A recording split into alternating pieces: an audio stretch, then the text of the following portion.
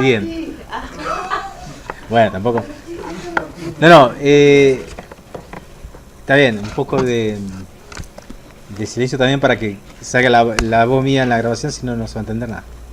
Bien, hoy vamos a hacer un repaso de las primeras diapositivas que vimos el otro día con ustedes, porque ya la vimos, y después cuando lleguemos a la diapositiva que no vimos vamos a entrar un poquito más en detalle.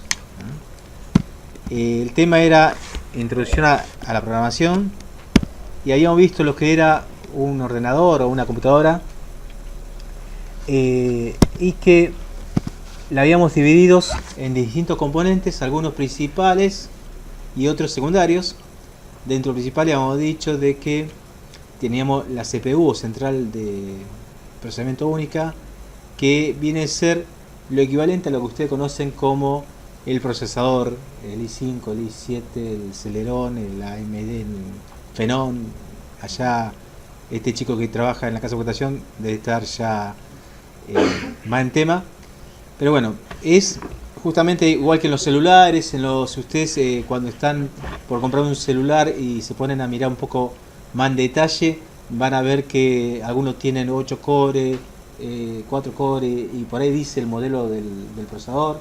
Bueno, lo mismo pasa con todas las computadoras, es decir, desde un GPS tiene un procesador, desde un Smart TV tiene un procesador para parte de Smart TV, es decir, es el componente inteligente que hace el procesamiento de las sentencias que nosotros u otros hayan programado. Es decir, dijimos que la computadora lo que hace es procesar las distintas órdenes que le demos. Bueno, ese procesamiento se hace justamente en el CPU, en el procesador. Pero para poder procesar tiene que ir leyendo esas sentencias de un lugar, y ese lugar es la memoria. En la memoria RAM es donde se va a ir depositando las distintas órdenes que nosotros le damos. Es como si se la escribiésemos en un papel, y si le decimos, bueno, tengan que hacer esto, esto, esto y esto. Bueno, ese papelito donde notamos qué es lo que tienen que hacer es la memoria. Entonces el procesador va a ir leyendo, la primera línea, tengo que hacer esto, lo hace.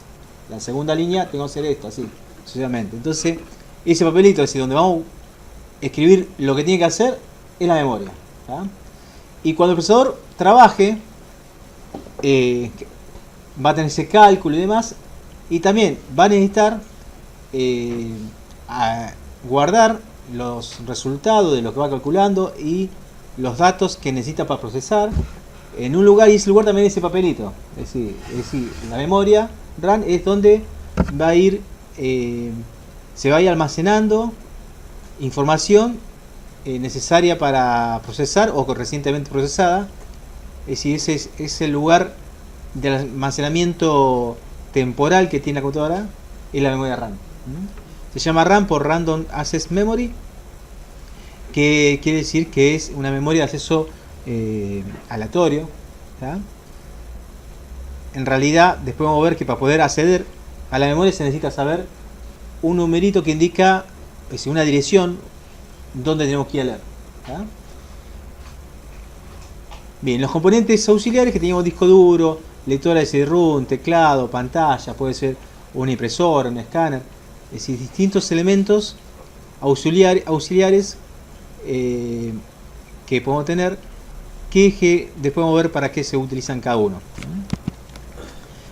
Un grafiquito era este, donde teníamos el procesador, el CPU y la memoria RAM. Una flechita donde el procesador está leyendo en la memoria RAM y escribiendo, ¿tá? Por ejemplo, si al procesador le mandamos una sentencia que es sumame 2 números, le hemos escrito los 2 números en la memoria RAM, el procesador leyó de la memoria RAM el número y el resultado lo pone también en la memoria RAM, ¿tá? Es decir, que esa comunicación que tenemos con el procesador de memoria RAM es necesaria. También el programa dice memoria RAM y está entre un cuadrito programa. ¿Qué programa? Es justamente esa lista de tareas que le dimos en un papelito. Bueno, eso es la lista de sentencias que tiene que ejecutar. Ese es el programa. Y bueno, y después tenemos una comunicación con ese rectángulo grande, que es la combinación de CPU más memoria, con una serie de dispositivos de entrada, de salida y de almacenamiento de datos. Esto de entrada y salida, hemos dicho que de entrada es justamente cuando nosotros queremos darle información a la computadora o al celular o a lo que fuese, a un GPS. Ustedes están en un auto que tiene GPS y le pone la ciudad donde quiere que navegar ese GPS, ese dato ciudad lo está ingresando por una pantallita, que esa pantalla está haciendo dispositivo de entrada, ¿tá? O está escribiendo en un teclado, quieren buscar algo en Google y están escribiendo qué quiere buscar. Bueno, ese teclado, por lo cual ingresan una información, está haciendo dispositivo de entrada, es decir, la vía por la cual entramos datos al computador, ¿tá? El ratón, cuando ustedes están con el mouse seleccionando algo o una opción o seleccionando un texto y demás con el ratón, también es un dispositivo de entrada, ¿tá? Ustedes están informándole algo a la computadora. Entonces la pantalla táctil, los teclados, el ratón, el micrófono, cuando ustedes están, por ejemplo, yo en este momento estoy grabando esto y el micrófono de la Note me está haciendo el dispositivo de entrada para grabar la voz en el video. El dispositivo de salida serían entonces todo lo que permite a la computadora mostrar información, ¿tá? Es decir, devolver información hacia el usuario, como por ejemplo por excelencia la pantalla, ¿tá? Una impresora. Si nosotros imprimimos un ticket, la impresora se convierte en una salida porque sale información de la computadora hacia el usuario por medio de la impresora. Otro dispositivo de salida que se le ocurra, sí. Parlante, muy bien, ¿tá? Recién hablado micrófono, el parlante. El parlante es al revés del micrófono, tiene dispositivo de salida. La pantalla en un celular es de salida y de entrada, porque tiene las dos cosas. O en esta notebook, por ejemplo, también es de bueno, acá no sé qué hacer pero bueno, es de entrada y salida. Bien, dispositivo de almacenamiento es aquello que permite guardar información en forma permanente, ¿tá? En la memoria RAM nosotros cuando apagamos la computadora se borra todo, ¿tá? Si no nos sirve para guardar información, sirve para almacenar temporalmente la información, ¿tá? En cambio, el dispositivo de almacenamiento de datos permite que cuando nosotros apaguemos la computadora o el celular o lo que sea, se guarde esa información de tal manera que cuando lo volvamos a prender sigue estando, ¿tá? Ese dispositivo por excelencia el disco duro. También están los discos de estado sólido, muy normales ahora. En los dispositivos móviles, en los teléfonos, generalmente hay como una memoria de almacenamiento, las tarjetas de memoria que vienen. Está la memoria interna del celular y la tarjeta de memoria. Los lectores, los grabadores de CD-ROM, por ejemplo. Antes había de disquete. No sé si alguno de ustedes conocieron los disquetes. Sí, muy bien. Yo tuve jueguito de disquete. Mirá vos. O empezaste a jugar de muy chiquito o lo disimulaba muy bien. 5,5 con la tortuguita que hacía. 5,5, vamos. Ahí está. Bueno. Un pendrive en sentido de almacenamiento. Bien. Bueno. También apareció una memoria distinta que es nueva Giga Octane. Ajá. ¿Lo conoces? No. La memoria Octane hace de memoria caché pero gigante. Pero 6 32 GB. Es una memoria caché intermedia entre el disco y claro, la memoria caché ya es pero esta también es de almacenamiento permanente. Permanente, bien. No es como la RAM, por eso. O sea, es una caché, pero es una mezcla entre el disco rígido y la caché del está bien. procesador. Se agrega aparte, lo que hace es almacenar información que copia tus movimientos, almacena la información, aprende lo que haces y lo que más usas lo guarda ahí. Claro, sí, el caché, la terminología es eso, es decir, cuando nosotros necesitamos muchas veces ir a leer a un disco rígido información, ese proceso, en el disco rígido se guarda en forma mecánica, es decir, tiene que girar los platos y pasar la información por donde está como si fuese la púa en un disco de vinilo. No, acá es, claro, tiene que posicionarse los discos donde está la cabeza lectora del disco rígido. Entonces eso es caro en cuanto a tiempo, porque es algo mecánico, no es como memoria de arranque aleatorio que uno va directamente a leer un lugar, sino tiene que girarlo un disco. Por eso los discos rígidos tienen distintas velocidades, 7200 revoluciones por minuto, de 5200, es decir, son la cantidad de veces que pasa por un dato por donde está la cabeza lectora en un minuto, 5200, no, 5400 o 7200, o hay también de 10000. Pero bueno, de todas maneras, por más que sea 10.000, que sea rápido el disco y todo, es más lento que una memoria de acceso aleatorio. Entonces lo que se busca con los cachés es que la información esté disponible de forma más rápida. Entonces, ¿para qué voy a leerla de vuelta a disco? La guardamos en una memoria mágica, como por ejemplo la memoria caché. Entonces el programa va a andar más rápido porque uno tiene que cada vez que necesita el dato ir a buscar los discos. Y a veces guardarlo eso en la memoria RAM es caro, porque la memoria RAM es más limitada. Usted cuando compran o cuando quieren comprar una computadora, si tiene la suerte de ir a Rivera y le atiende al chico que está allá adelante, por ahí va a ser, no le va a meter el PR y va a decir, pero uno va a comprar una computadora. A mí me tocó gente que no sabe de computación y dice, no, la que me vendieron, dice, es la Novo, la más grande que hay, tiene 1 tera de memoria. ¿Está?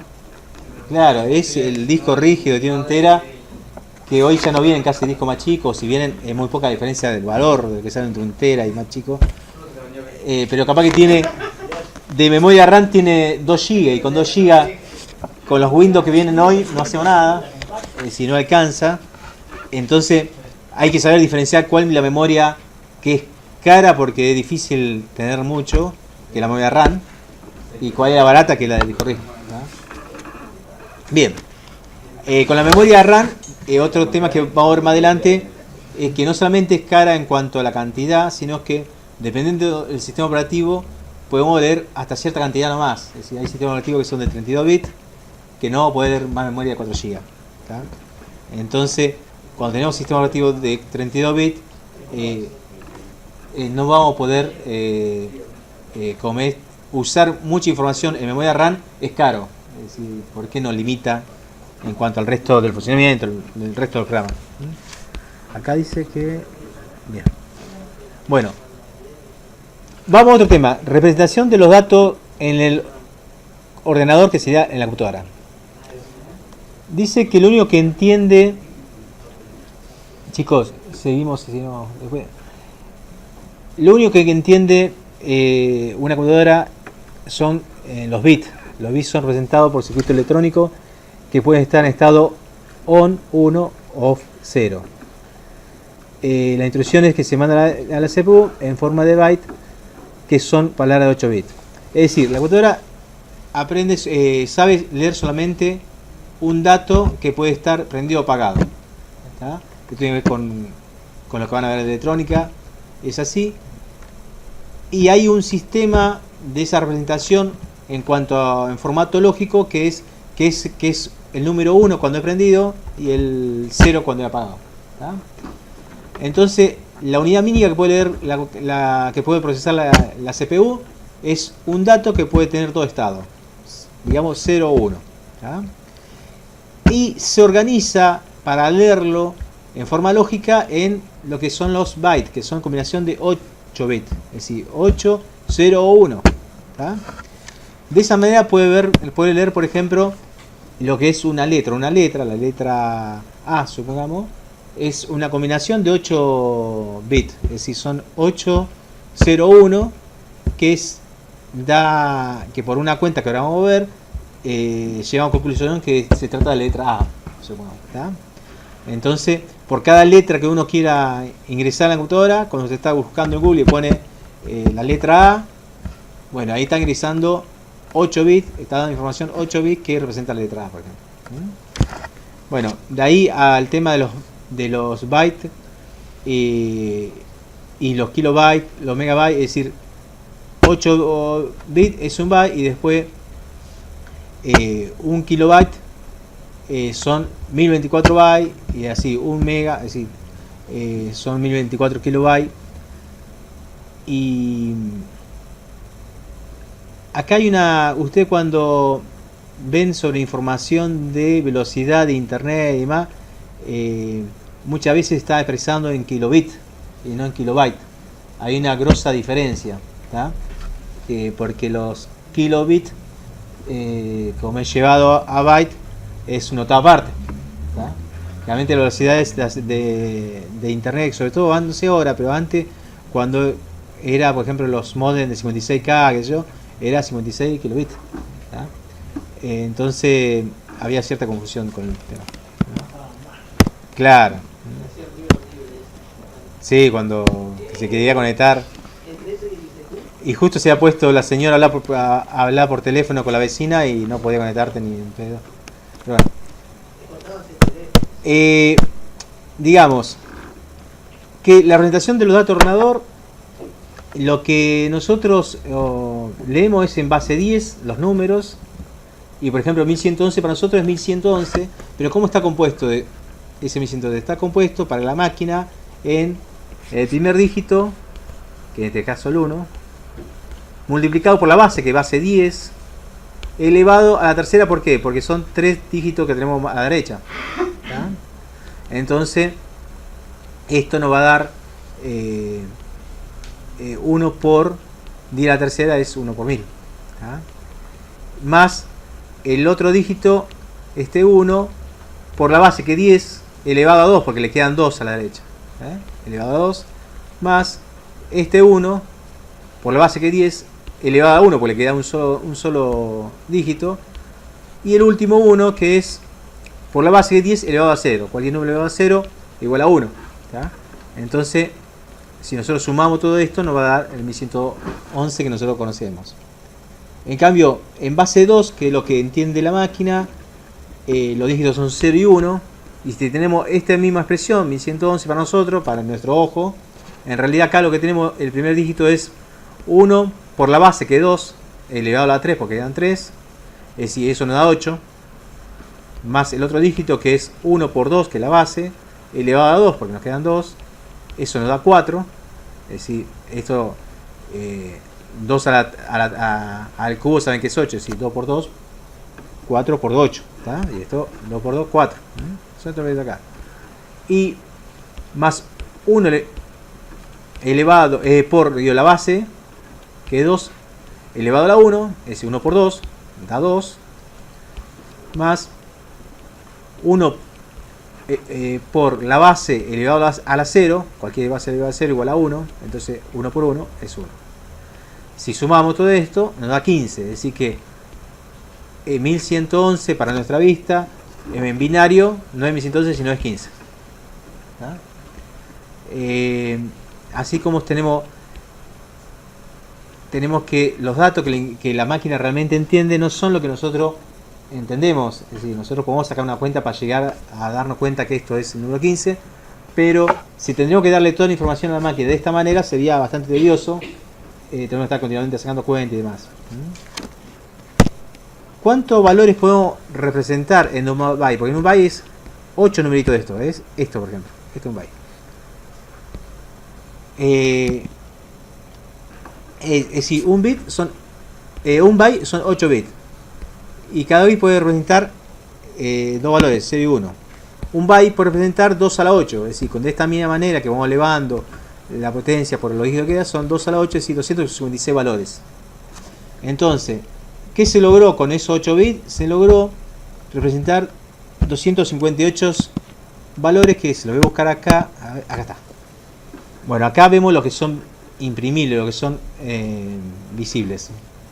Por ejemplo, el valor 32 hasta el valor 121 tenemos acá, pero va desde el 0 hasta el 245, digamos. ¿Tá?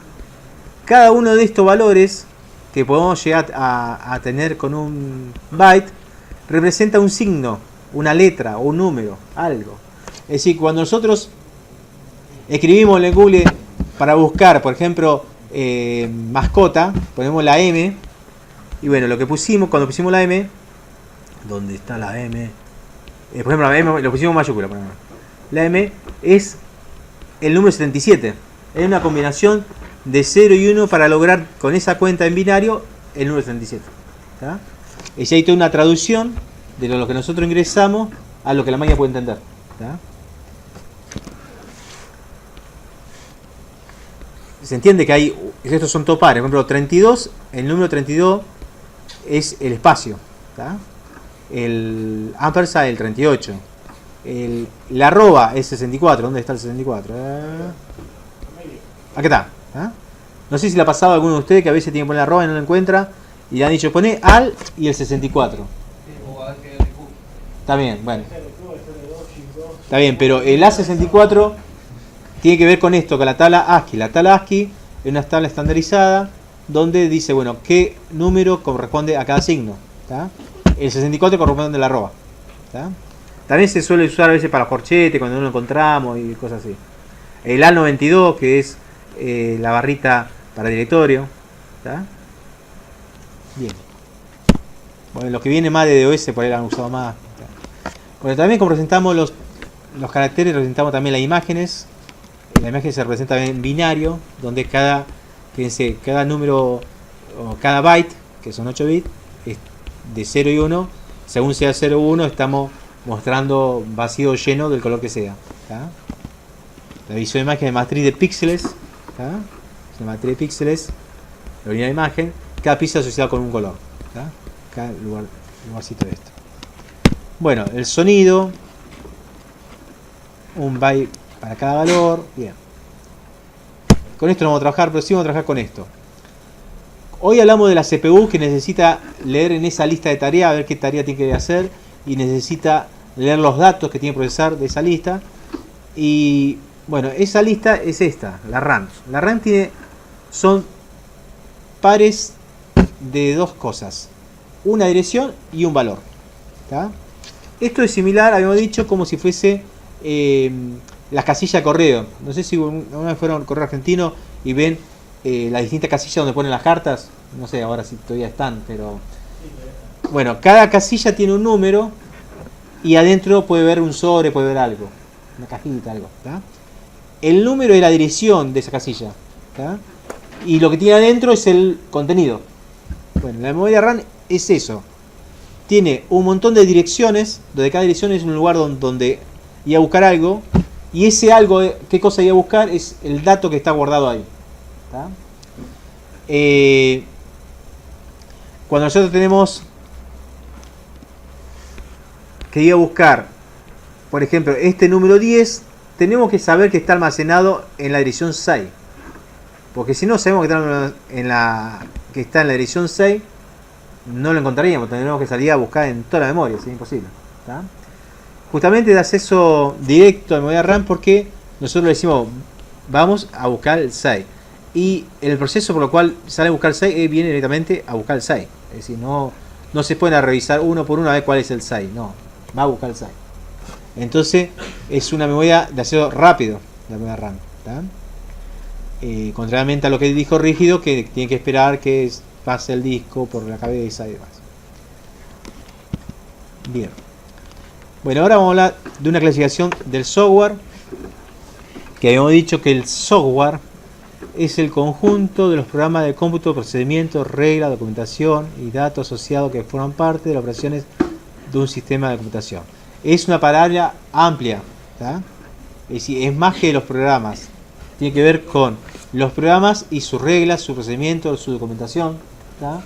La ayuda del Word es parte del software del Word. ¿Tá? Por más que tenga un archivo separado. ¿Tá?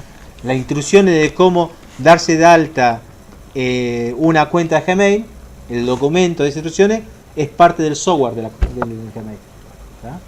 Porque si no tenemos esa documentación, el usuario no sabe cómo darse de alta, supongamos. ¿Tá?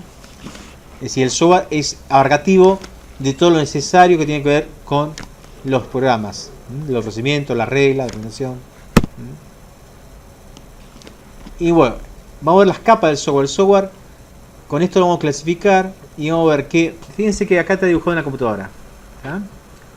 Entonces, y tenemos esto, acá hay una capa, acá hay otra y acá hay otra. ¿Tá? Es decir, que tenemos software que está más cerca del fierro, le digo yo, la computadora o el celular es la parte que podemos tocar, el fierro, y hay parte que está más lejos. Lo que esté más cerca del fierro es, claro, es lo que se programa de una forma más difícil porque tenemos que comunicarnos más directamente con la máquina y la máquina entiende solamente 0 y 1. ¿Tá? Y lo que esté más lejos, tenemos la suerte que hay otras capas intermedio que nos va a hacer la vida más fácil al programador para llegar a comunicarnos con la máquina en sí. Exacto. Es decir, tenemos el hardware y tenemos un núcleo. Este núcleo es el que nos va a permitir comunicarnos con este kernel, con el hardware. Y aquí van a estar, por ejemplo, los drivers. ¿Tá? Los drivers para acceso a disco, para acceso a los dispositivos, están en esta capa. De tal manera que cuando ustedes se quieren comunicar con el teclado o con la impresora, usted tendría que estar mandándole 0 y 1 para comunicarse. ¿Tá? O leyendo 0 y 1 directamente en un lenguaje binario. Pero no es necesario, ¿por qué? Porque ya hay un software que lo hace y ustedes lo que tienen que hacer es comunicarse con ese software. ¿Tá? Ustedes cuando programan y quieren escribir en el disco rígido, supongamos, no tienen que escribir la lógica para escribir en tal sector, en tal clúster del disco rígido. No. Usted le dice al sistema operativo que quiere escribir en tal directorio un archivo que se llame Pepe. ¿Tá? El sistema operativo se encarga de crear un archivo ahí con el nombre Pepe para que ustedes escriban y se encarga de ponerlo en tal lugar del disco rígido. ¿Tá? Bien, después está las utilidades, por ejemplo, todo lo que tenga que ver con, por ejemplo, para el formateo de disco, para ustedes, por ejemplo, quieren abrir la lectora del CD desde el sistema operativo, es decir, todas las distintas utilidades. Y después está el shell. El shell es muy importante porque es la capa del software que permite que el usuario se comunique con la máquina. Usted cuando prendieron el Windows le salió el menú inicio y ahí pudieron abrir el Chrome, o si quisieran ir a ver los archivos pueden ir al explorador de Windows y les salen los distintos archivos. Eso es el shell, es decir, el escritorio, el menú inicio, eso es la capa que nos permite, en este caso en forma gráfica, comunicarlo con la máquina. ¿Tá? Al usuario se le hace fácil comunicarse con la máquina porque incluso ahora tenemos el tema de Cortana y que le podemos hablar a la máquina y la máquina no entiende. Eso también es un shell de más alto nivel, más avanzado. ¿Tá? Pero es un shell. Es decir, es la capa que está dedicada para que el usuario final, no necesariamente un programador, sino un usuario final, pueda comunicarse con el dispositivo. En el Android, bueno, lo mismo que en el iPhone, donde están los iconos, eso es el shell. ¿Ah? Cuando uno le pasa así y va pasando las distintas partes del menú, todo eso es el shell. ¿Tá? Está construido, está diseñado para que un usuario final pueda entenderlo. ¿Ah? Hoy los celulares tienen que estar hechos, por ejemplo, de tal manera que una persona que por ahí no usaba computadora antes puede usarlo. ¿Ah? Una abuela puede usar el celular. Bueno, tienen que hacerlo de determinada manera que sea intuitivo, fácil de entender y demás. Y después están las aplicaciones. Las aplicaciones son el Word, el Excel, un programa de contabilidad, o el AutoCAD, un programa de meteorología. Es decir, son las distintas aplicaciones. Un programa de un juego, ¿cómo es? El Need for Speed, lo que sea. Son aplicaciones, ¿verdad? Que está por afuera de todas esas capas. ¿Verdad? Cuando usted hace una aplicación de esta, todo es más fácil porque esa aplicación se va a poder comunicar con todo esto. ¿Verdad?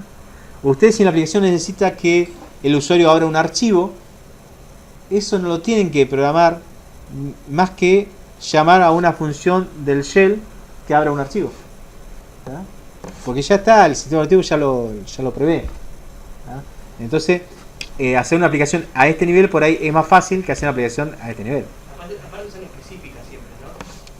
A esa altura son aplicaciones. Sí. Ahora vamos a ver eso. Tipo de software, ahora entramos en eso que voy a decir. Una pregunta. ¿Sí? ¿El kernel? ¿El qué? ¿El kernel? Sí. ¿Lo vemos? Sí, lo vimos acá. Este. El kernel. El kernel, sí. Sí. Ah. Come. Oye, ¿sí? Sí, núcleo en kernel.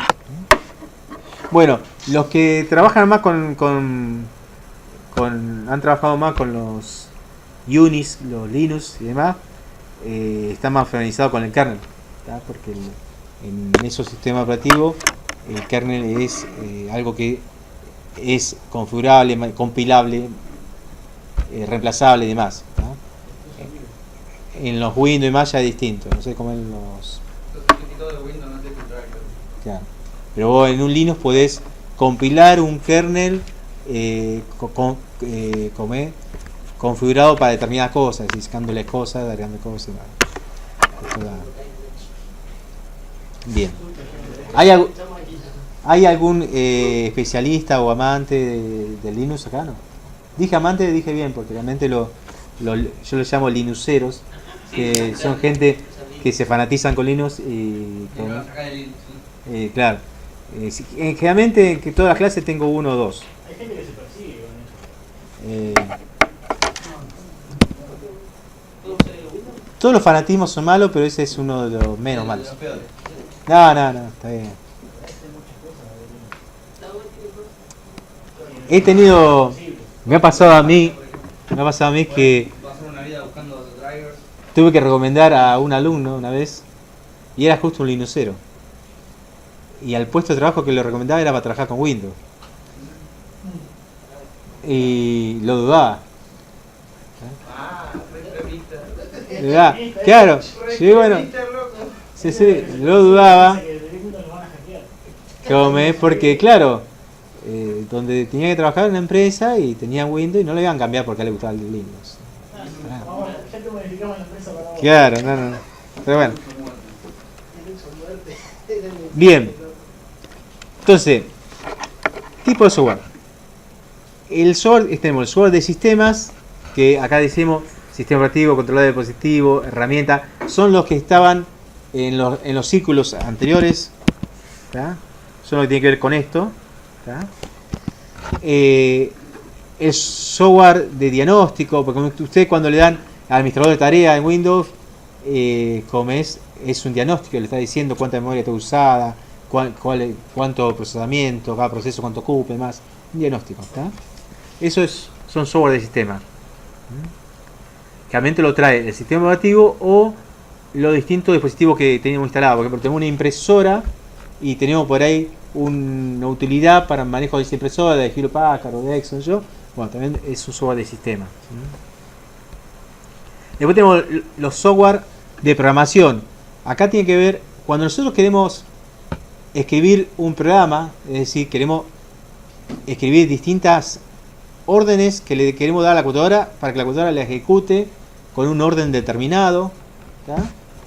Eso lo tenemos que hacer en un lenguaje de programación que es como un archivo de texto, como si fuese una carta donde le decimos hace esto, después hace esto otro, después hace esto otro, si pasa esto hace esto y si no hace esto otro, así, y fin, hasta que termina, ¿tá? Una serie de eso lo escribimos en un archivo de texto. Y esos archivos de texto generalmente se escriben en los editores de texto, ¿tá? Que son editores que nos permite ir corrigiendo lo que nosotros escribimos, ¿tá?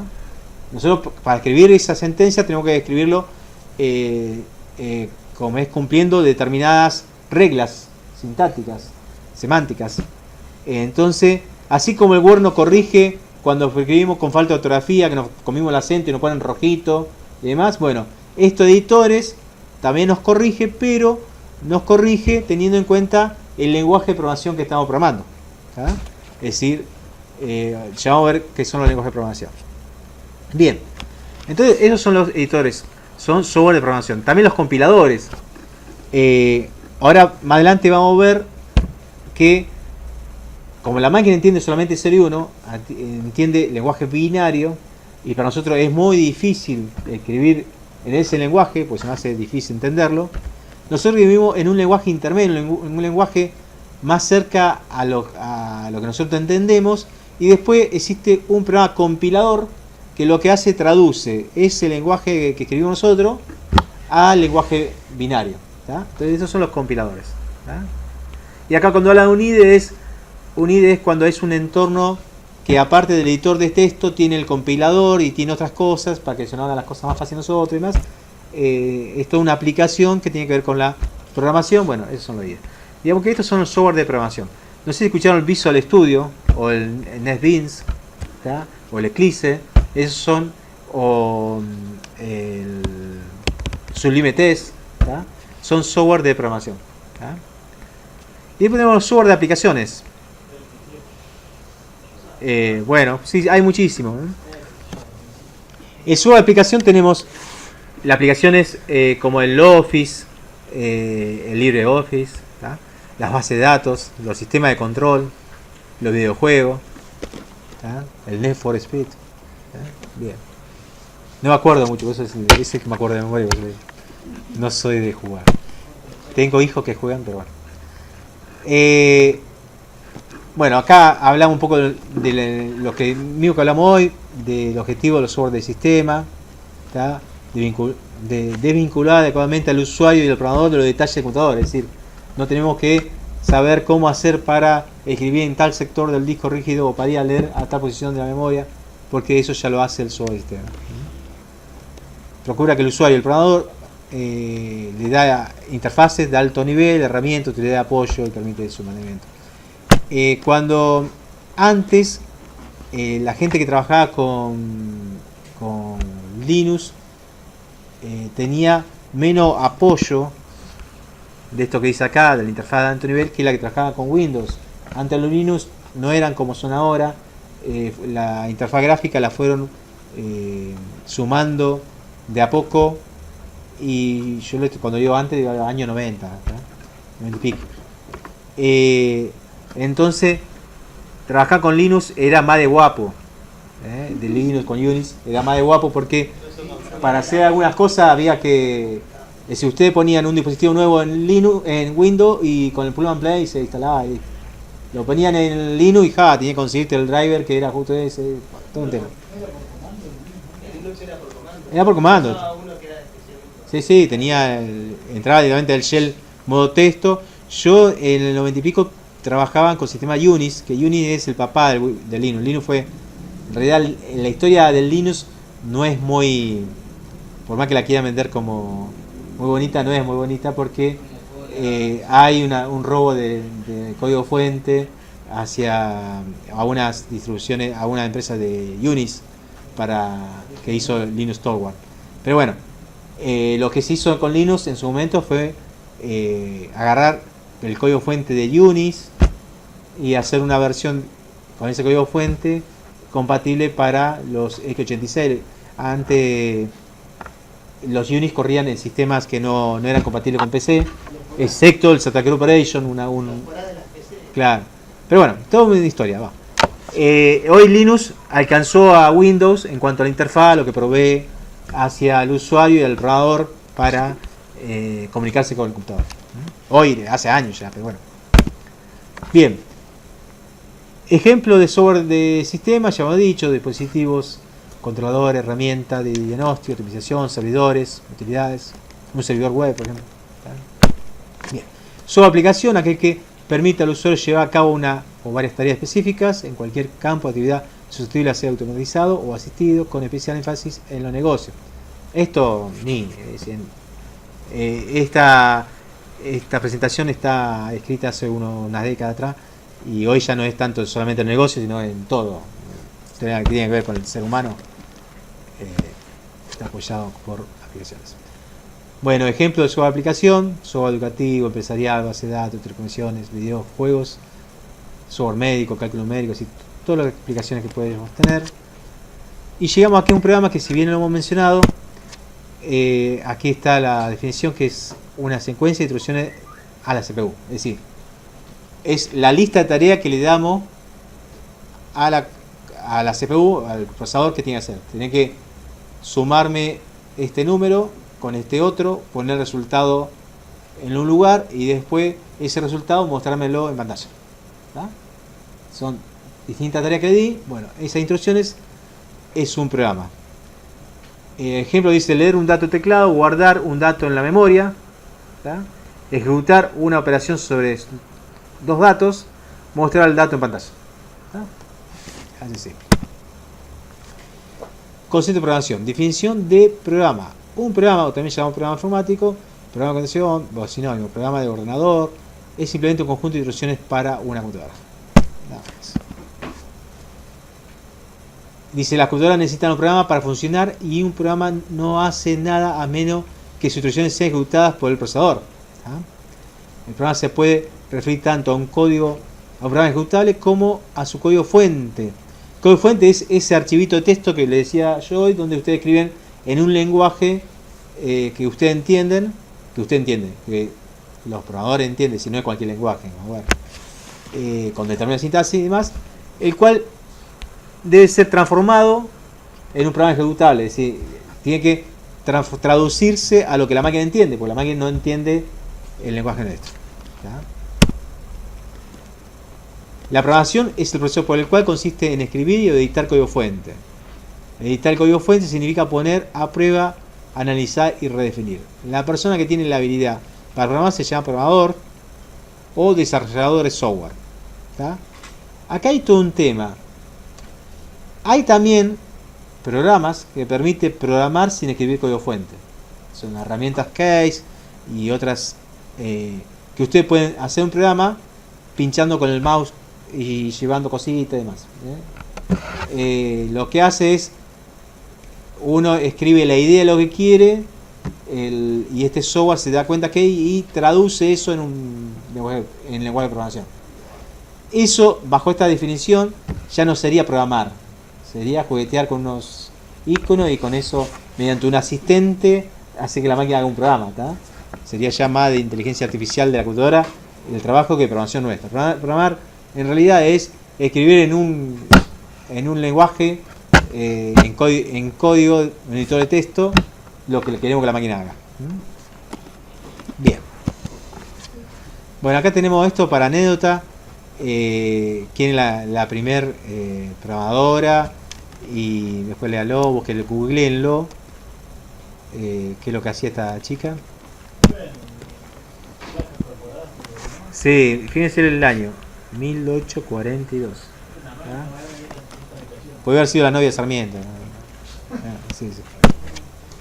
Bueno, el programador hoy dice: el programador requiere, esto tiene que ver con que hace años, el que usted, si ven una película vieja que tiene que ver con algún personaje que era un informático, van a ver que siempre el actor que hace de informático es como un perro verde, un tipo con unos lentes raros, vestido raro y con el pelo mal y qué sé yo, porque antes el programador era uno que escribía código casi en el mismo lenguaje que la máquina, era alguna tarea muy ardua y necesitaba mucha información, saber de programar, de eso. Hoy en día cambió, ya es más fácil escribir un programa, hasta los chicos en la primaria escriben un programa, pero se requiere otra ciencia, es decir, hoy hacer software se requiere de matemática, electrónica, algorítmica, ingeniería de software, teoría de computación, interacción persona-ordenador. Por lo tanto, es una profesión calificada. Aparte de ser una profesión calificada, se dice que el trabajo es en equipo, es decir, no se pretende que una persona domine todas las áreas necesarias para hacer un programa y que haga el programa. Es decir, lo que diría en lenguaje futbolero, que vaya, patee el córner, vaya a cabecear y trate de atajarlo. No, eso se trata de evitar, aunque hay casos que hay que hacerlo. A veces el programador tiene que hacer todo, sobre todo cuando en una empresa chica hay alguien que se dedica al sistema y tiene que hacer un programa. Pero cuando se hace un trabajo a conciencia, se necesita distintas disciplinas. ¿Tá? Por ejemplo, cuando hablamos de interacción persona-ordenador, estamos hablando de el diseño gráfico que necesitamos darle a las pantallas para que el usuario entienda, le sea intuitivo y se pueda comprender lo que está queriendo preguntar y demás. Para eso, el programador es la persona menos indicada. Realmente el programador tiene una versión más lógica que no se condice con lo que es la interpretación de un ser humano y demás. Bueno, hay distintas ciencias que hacen que tenga que ver con el software en sí. Y a veces cuando depende de las distintas áreas que estemos trabajando, vamos a que necesitamos de matemática, de electrónica, algorítmicas. Nosotros vamos a trabajar, por ejemplo, para ejercitar la programación, vamos a hacer por ahí algunos juegos. ¿Tá? Vamos a que para hacer algunos juegos van a necesitar mucho matemática. ¿Tá? ¿Por qué? Porque en los juegos ustedes necesitan trabajar con el espacio. Supongamos que hagamos un juego en 2 dimensiones. ¿Tá? Y bueno, van a trabajar con los XY, ¿tá? Con la fila de columna, para poder representar la nave que está tirando bala, por dónde está pasando, y si la bala le pega o no le pega a nuestra nave y más. ¿Tá? Bueno, si no tuviésemos matemática no podríamos programar un juego. ¿Tá? Al menos ese tipo de juego. ¿Tá? Bien. Es decir, todo tiene que ver con todo y hoy programar. Cuando ustedes ven el programa que tiene un montón de materias distintas, dice todo esto todo eso para ser un técnico en software desarrollo necesitan saber todo eso, porque si no, en distintos momentos necesitan distintas cosas. Bueno, una definición de lenguaje de programación. Un lenguaje de programación es un conjunto de símbolos y reglas sintácticas y semánticas que definen su estructura y el significado de sus elementos y expresiones. Dice, es utilizado para controlar el comportamiento físico y lógico de una máquina. ¿Tá? Cuando yo le decía que usted no entiende el lenguaje en forma directa, al menos el lenguaje de máquina, el lenguaje binario, pero sí pueden aprender, que lo que vamos a hacer, un lenguaje que el ser humano definió, así como están los lenguajes, los idiomas, el inglés, el portugués, el español, el ruso, el chino, el japonés, donde las distintas culturas han definido distintas formas de interpretar, darle nombre a las cosas, de combinar letras o símbolos. También pasó lo mismo en programación. En programación, las distintas personas que fueron evolucionando el tema se fueron juntando, poniéndose de acuerdo y dijeron, bueno, cada vez que queremos preguntar si algo es verdadero o falso, hagámoslo de esta manera. Entonces, debe poner con 0 y 1 una pregunta sobre un valor lógico, pongamos la palabra if, que es lo que en inglés significa sí. ¿Tá? Entonces, cada vez que queremos preguntar si pasa algo, si esto es verdadero o falso, decimos sí. ¿Tá? Y después escribimos lo que queremos evaluar y después escribimos el código que queremos ejecutarse, si es verdadero ese valor, y para decir que ejecute si no es verdadero, pongamos la palabra else, que significa si no. ¿Sí?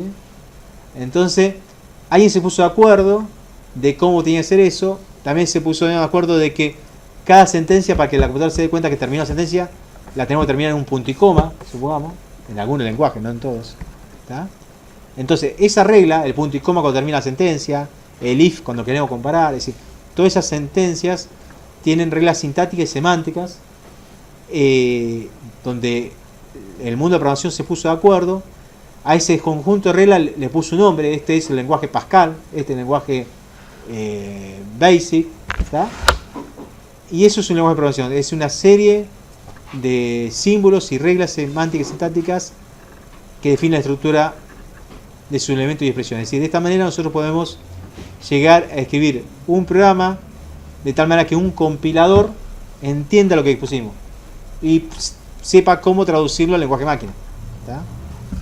Es como si ustedes tienen que escribir algo en inglés y le erran en una palabra, en inglés la escriben mal, un TH pone HT, y bueno, el otro no lo va a entender, el que tiene que leerlo. Bueno, esto es lo mismo.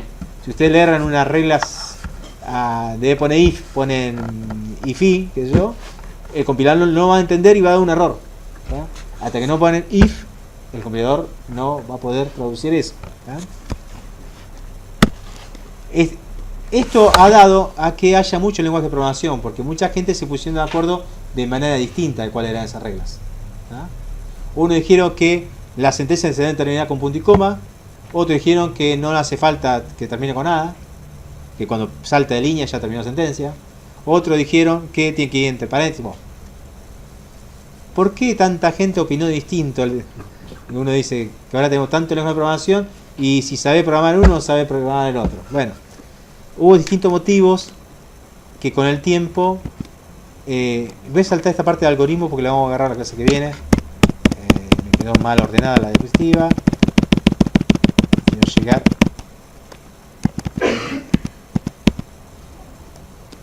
Bueno, de vuelta al lenguaje de programación, lo que hemos dicho hoy, y los distintos lenguajes de programación que ya hemos visto: el lenguaje de máquina, que son serie 1, el assembler, que es un intermedio, y los lenguajes de alto nivel. ¿Tá? Espera que quiero llegar a decirle por qué hay distintos lenguajes. Ya llegó. Aquí está. Lenguaje de programación. ¿Por qué hay tanto? ¿Cómo nacen, sobreviven y caducan? Dice que dependiendo del dominio de aplicación. Por ejemplo, si usted quiere hacer programación de sistema, necesita que los lenguajes tengan rapidez y acceso a bajo nivel. En eso, el lenguaje C fue creado con esa característica. Entonces, los programadores que necesitaban hacer un programa de sistema utilizaban el lenguaje C. Unix, Linux está hecho en C. ¿Tá? Por decir algo. Inteligencia, después tienen también algo de C++, pero el núcleo está hecho en C. Inteligencia artificial. Los programas de inteligencia artificial, por ejemplo, utilizan lenguajes que se adaptan más a esa problemática. Vieron que ahora ustedes en una página web aparece para chatear con supuestamente un empleado de la empresa, y mentira, no hay un empleado, sino hay un robot, hay un programa que interpreta lo que ustedes escriben y en base a lo que ustedes escriben inventan una respuesta como si fuese una persona. ¿Tá? Eso es inteligencia artificial. Y hay lenguajes que son propicios para hacer ese tipo de trabajo, como el Prolog o el Lisp. ¿Tá? Entonces, dependiendo de qué queremos hacer, es qué lenguaje nos conviene usar, porque ya los lenguajes se fueron especializando para algo. Por ejemplo, si eso de programación científica, si ustedes están por ahí en el Balseiro programando algo que tiene que ver con un satélite y demás, por ahí tienen que usar Fortran, ¿tá? Porque está especializado en todo lo que sea formuleo matemático y demás. ¿Tá? La aplicación de negocio antes, ahora ya esto está cambiando, pero antes COBOL, por ejemplo, en el banco, los programas que manejan transacciones y demás están hechos en COBOL. ¿Tá? Uso específico, por ejemplo, base de datos con SQL. Es un lenguaje específico para base de datos. PER para manipulación de texto. JavaScript para página web. Es decir, dependiendo de distintos... Ya terminamos, chicos. Un segundito y ya cerramos. Dependiendo el uso es el lenguaje. ¿Tá? Por diferentes necesidades. Por ejemplo, los programas para que sea fiable, el ADA era el que más fiabilidad tenía. Escalabilidad, por ejemplo, en C y C++, paradigma orientado a objeto, escalable, si uno podía hacer un programa y compilarlo en distintas máquinas, que era el mismo lenguaje, no necesitaba un compilador distinto. Portabilidad, Java ya fue más allá que C, en el sentido que nosotros necesitamos el código fuente, compilarlo con el compilador para cada máquina de distinta arquitectura. En cambio en Java, nosotros ya lo compilamos y ese compilado corre en la distinta máquina que tenga la máquina virtual Java. Es decir, ni siquiera tenemos que compilarlo en distintas máquinas. Ya directamente el objeto Java ya corre en toda la máquina. Pues lo que sea portabilidad lo conviene Java. ¿Tá? Evolución, con la mejora del hardware, la mejor comprensión de cómo reforzar el criterio de agilidad, facilidad de aprender y demás, fue evolucionando. Entonces por ahí dejamos de usar un lenguaje y utilizamos otro. Esto tiene que ver también con el hardware. Por ejemplo, el otro día estaba en un negocio y quería pasar la tarjeta mía para pagar un plan de 24 cuotas de ello, y tenían dos sistemas, uno era una página web y otro un sistema en modo texto, así. El que andaba bien era el modo texto, el programa viejo, pero tenía un lector de tarjeta de crédito que el programa ese viejo no la leía, no tenía, no había los drivers para leer la tarjeta de crédito. Entonces tuvieron que ir al de la página web y hacer todo un artilugio para poder hacer que me pase la tarjeta. Toda una historia. Pero tiene que ver con esto, es decir, ese lenguaje viejo no tenía la interfaz el driver para trabajar con ese hardware nuevo, por ejemplo. ¿Tá? Un tema de estandarización, número de usuarios, a veces conviene trabajar con los lenguajes que son más usados porque cuando googleamos tenemos un problema, algo que no entendemos, hacemos una pregunta a Google y vamos a tener más posibilidades de encontrar a alguien que le responda que si es un lenguaje que lo usa poca gente. Bien, yo voy a cortar acá